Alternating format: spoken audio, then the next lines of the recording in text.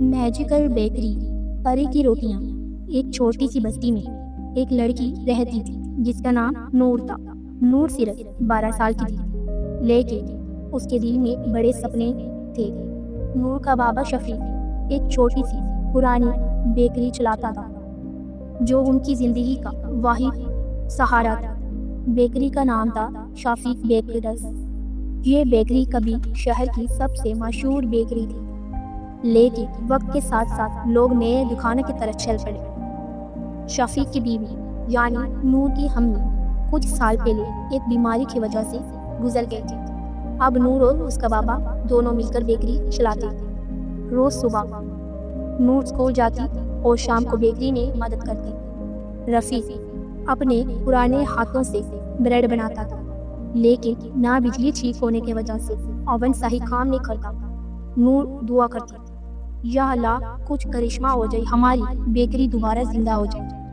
جادو کا آغاز۔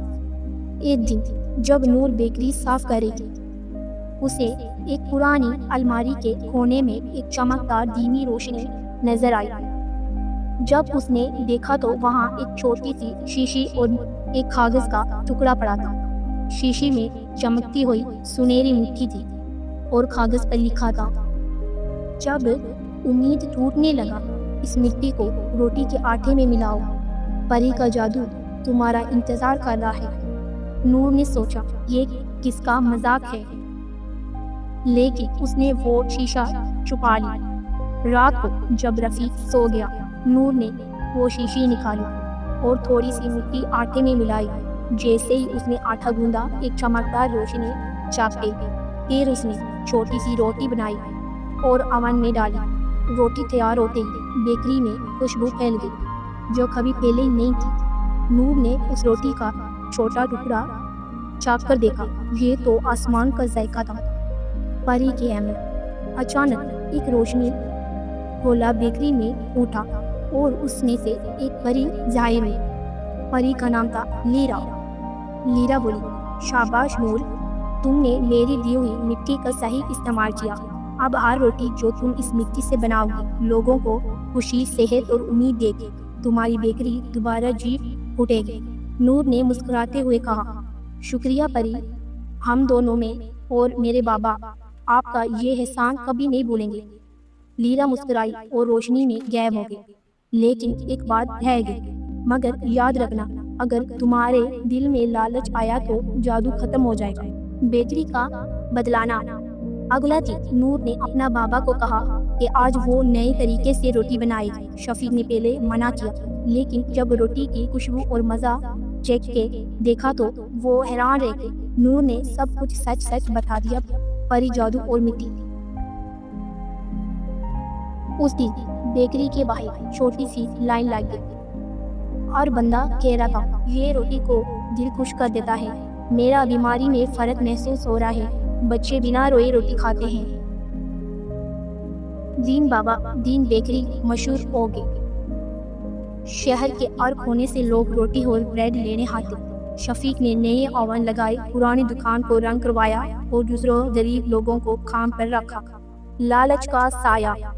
لیکن جہاں خوشی ہوتی ہے وہاں لالچ بھی آتا ہے۔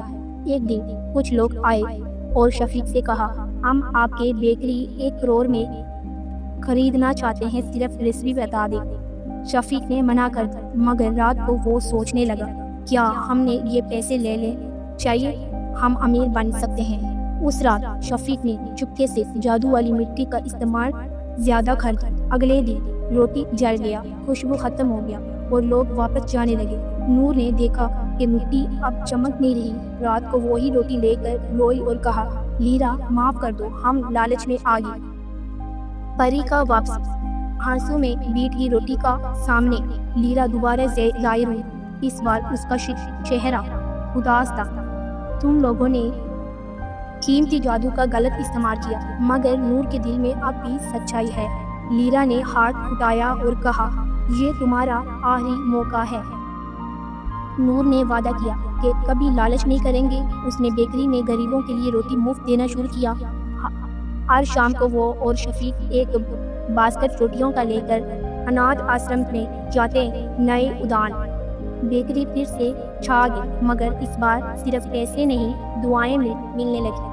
نور اسکول کے بعد روٹی بنانا سیکھ گئی اور نئے ریسیپی بنانے لگی۔ لوگوں نے اسے روٹی کی پری کہنا شروع کر دیا۔